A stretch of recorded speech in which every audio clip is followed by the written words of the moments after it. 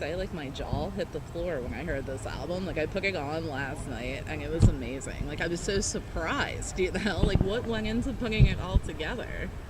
Well, Tony and I were finished writing a majority of Godsmack's new album, which is, you know, we live in Florida, and Sully and Robbie live up in Boston, so we write separately, and then we all get together and then put the new record together. And so we have a time frame. And Tony and I wrote like a new set of songs to present to Robbie and Sully really quickly. And so we just came in and started jamming, and that's when I heard Tony play blues guitar, which I'd never heard him do in the 12 years I'd been in the band by that point. And I freaked out, and I was like, oh my God, the world needs to hear this. I'm starting a blues band. And you know, I ride Harley Davidsons around in Southwest Florida. I'd become friends with Rafer, our singer, just through riding bikes. And I ended up, as we forged a friendship, I ended up at his house. He's Italian. He cooks a mean rigatoni, and he had an acoustic guitar there. I'm like, do you play? He's like, yeah, a little, you know. Never been in a band, this guy, our singer. And he picked it up, and he. So natural, I know. Well, that is incredible. Well, it turns out, you know, he was a closet songwriter, and you know, so he has a very unique way of picking a guitar and playing acoustic, and you know, which was impressive in itself. But then he opened his mouth and started singing in his living room there that night, and I was like, oh my God! And it reminded me of Jim Morrison, who I adore, right? And so Tony and I, by that time, had demoed a few songs, and we're looking for a singer, and I wasn't sure if I wanted to go and call one of my rock star friends. Kevin Martin from Candlebox came up. He has that Robert Plant blues. But when I heard Ray sing, I was like, oh my God, you know? So I told Tony, yeah, this dude's never been in a band. I want to bring him over. Tony said, yeah, bring him over. He came over, and first I called him up, and I said, Ray, man, so, you know, Tony and I have this blues project we want to start, and we're looking for a singer. And Ray's like, yeah, man, I know a couple guys I can call. And I'm like, no, you. And he's like, oh, man, I've never been in a band. You guys are Godsmack dudes, you know. I'm like, get your ass over here. So he comes over. I showed him my lyrics and melodies, and he just sang. And Tony and I looked at each other. You want the gig? And it was that simple, man. He was in the band. So now all we needed was a bass player, and I had done this thing called, it was Shannon Larkin's Building the Band for a radio station down there, in which we had 4 nights at a club, and we did vocals, guitar, drums, and bass, and we were going to just pick the winners of the contestants of each night and form this band for the radio station and see what happened, local guys. And Brian won hands down on the bass player night. It wasn't even there was 15 guys or something, and it wasn't even a question. All me and the other DJ judges all looked at each other. Yeah, that good-looking long-haired guy won it, you know. So I called Brian, which was his birthday, incidentally, and I'm like, that's pretty cool. What a birthday gift, right? And so, and I'm like, yeah, dude, you know, we'd love to have you come and jam with us, because, you know, I couldn't say, yeah, come join the band. I knew he was great, but it's people don't realize how important chemistry is to a band. And so we had to make sure, Tony and I and Ray, that the chemistry was there. And from the first song, we were like, you want in, you know?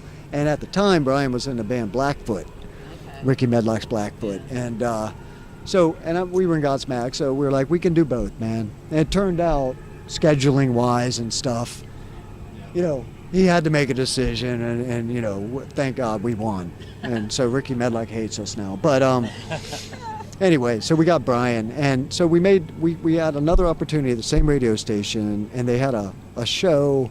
It was a big rock show like this, and Disturbed was headlining and whatever, but they needed a first band.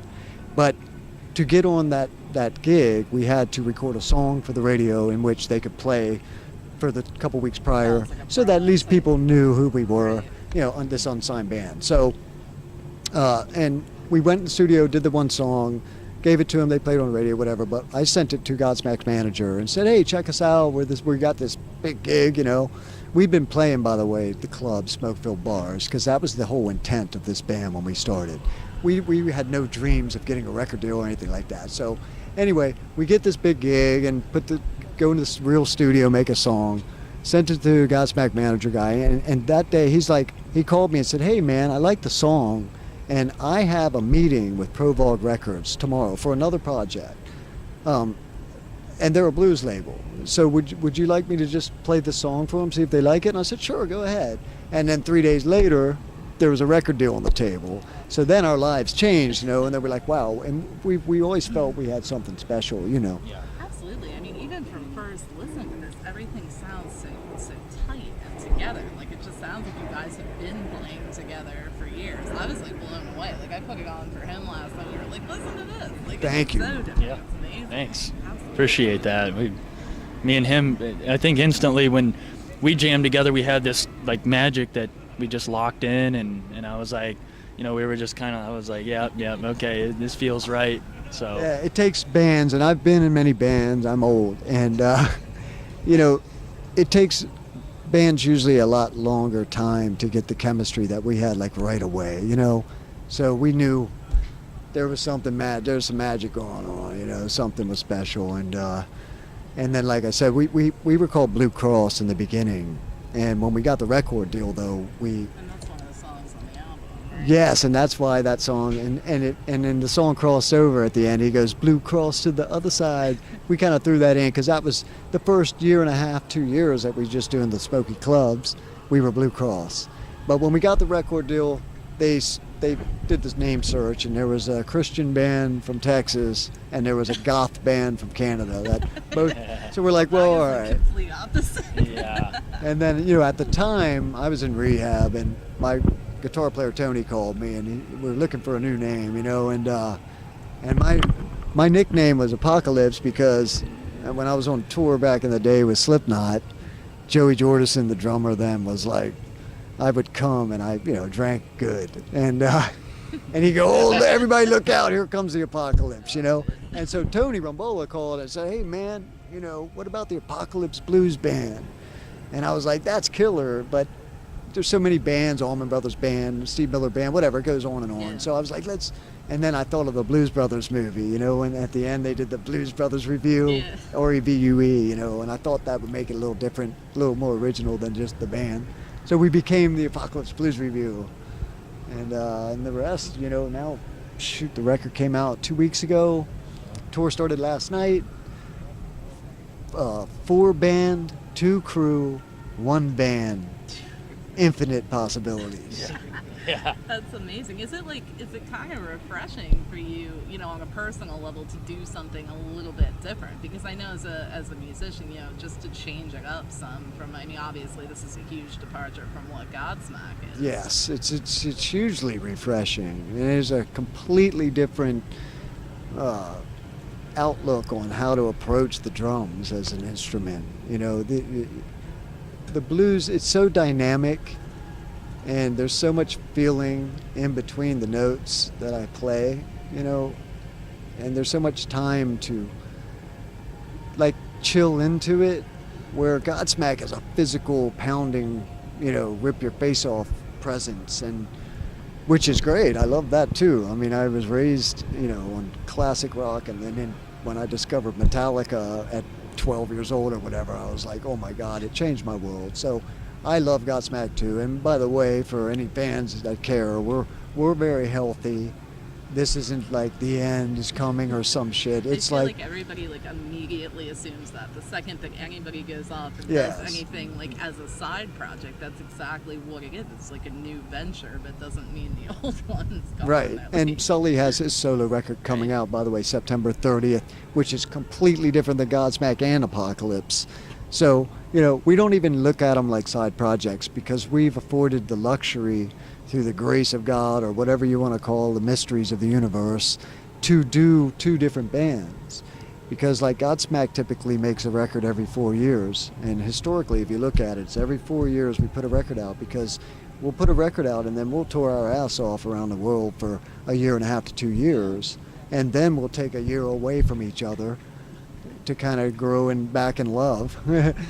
And then finally, all right, guys, let's get back and start writing the new one and recording it, which takes another year. So it just ended up karmically to be every 4 years. So when it worked perfectly that Sully had his solo record almost done at the same time we got our record done. So we're looking at the next 6 months, six or 7 months before Smack even fires back up, that we can tour with this extensively and try and make it something that we can hang our hats on when we're at the age of our singer, in our 60s and stuff.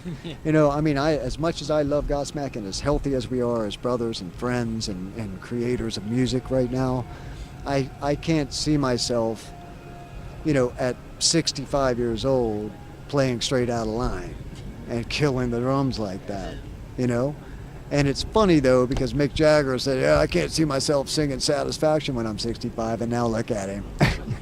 So I'll never say never there. That man is just going to fall over on stage. And Yes, like B.B. King did, and that's what we want to do, So we're going to do it in the apocalypse. That's awesome. So what kind of dates do you guys have lined up for the rest of the year? Like, where can we expect to see you guys after Rock Allegiance? Well, after Rock Allegiance, then we go up to Maine and then back down. We got a great dartboard tour in which our great agent, blindfolded himself and threw darts at the map of the United States. So we'll go up 10 hours and down 14 and up 5 and down, whatever. But we're just going to do the Northeast for the first leg. We'll get home October 10th and start looking for a new agent. No, but anyway, yeah. And hopefully Europe in November, and December, January, February, March, April, May, we can tour wherever we can, and we will. By the way, we're in a van now. We're Tony and I's intent is not be spoiled fucking rock stars, because we've been on multiple tour buses for the last 15 years and playing arenas and all this shit. And so when you said earlier that it was refreshing, you don't even know how refreshing this is. Even though our bodies are older and stuff, and so the van sucks. I'll admit it. Last night was a hell ride. Where'd you But guys come from? we came from New Hampshire. Okay. And we left. That's a ride. We were playing a bar, so we didn't end till 12:31, whatever. By the time we got on the road, it was 2 a.m. We got here at 9:30 in the morning, with no sleep, van sleep. Van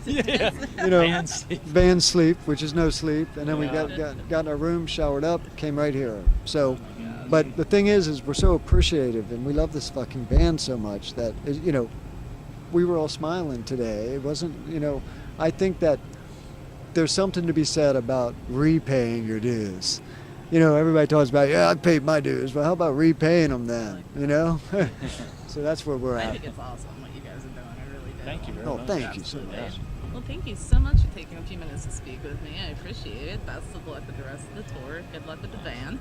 Well, thank you. And I want to thank Brian because he's just my eye candy. I talk so much. I need a good-looking dude to sit beside me. That's it. It's awesome. Thank you guys. Thank you.